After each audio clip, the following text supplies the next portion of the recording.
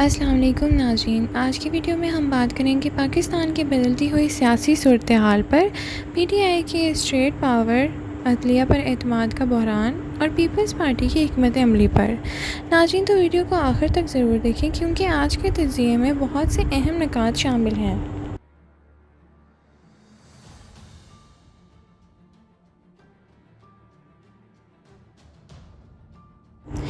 ناظرین، پاکستان تحریک انصاف ایک مرتبہ پھر احتجاجی تحریک کی جانب گامزن ہے، لیکن اس بار صورتحال کچھ مختلف ہے۔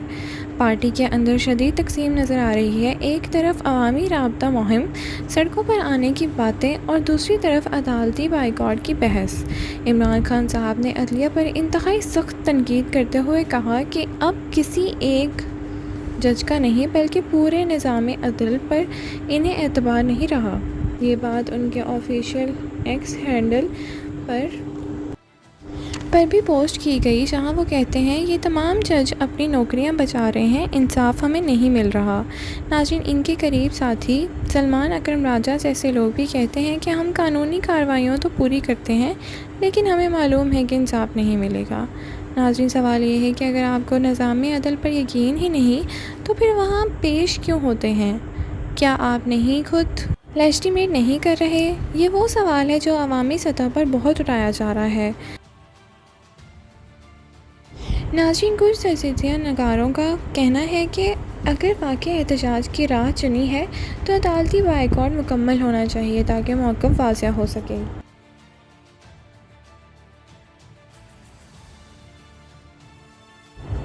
ناظرین، پی ٹی آئی کے اندرونی حلقے اب بھی اس بات پر زور دے رہے ہیں کہ ان کا اصل مخاطب اسٹیبلشمنٹ ہے، نہ کہ حکومت۔ ایک رہنما کا کہنا تھا کہ حکومت تو بے بس ہے، ہم اسٹیبلشمنٹ سے بات کرنا چاہتے ہیں لیکن وہاں سے بھی دروازے بند ہیں۔ ناظرین، یہ صورتحال ایک سیاسی ڈائیلاگ یعنی اسٹیل میٹ کی نشاندہی کر رہی ہے۔ پی ٹی آئی کا خیال ہے کہ اگر بات چیت کے دروازے بند ہوں تو احتجاج اور عوامی دباؤ ہی راستہ بچتا ہے۔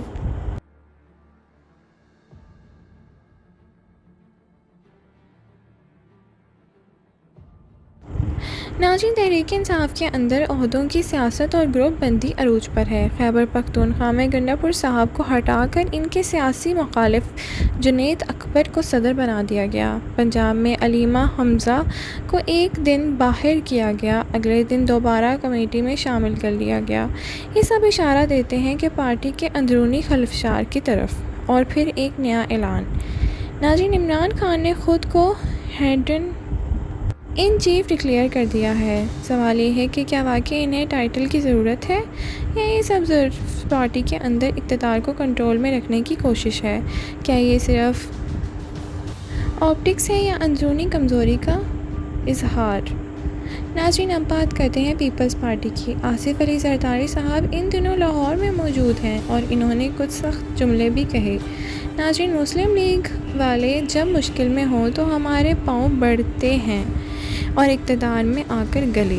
یہ بیان نہ صرف نون لیگ کے لیے وارننگ ہے بلکہ یہ عندیہ بھی ہے کہ پیپلز پارٹی اب خاموشی سے برداشت نہیں کرنے والی۔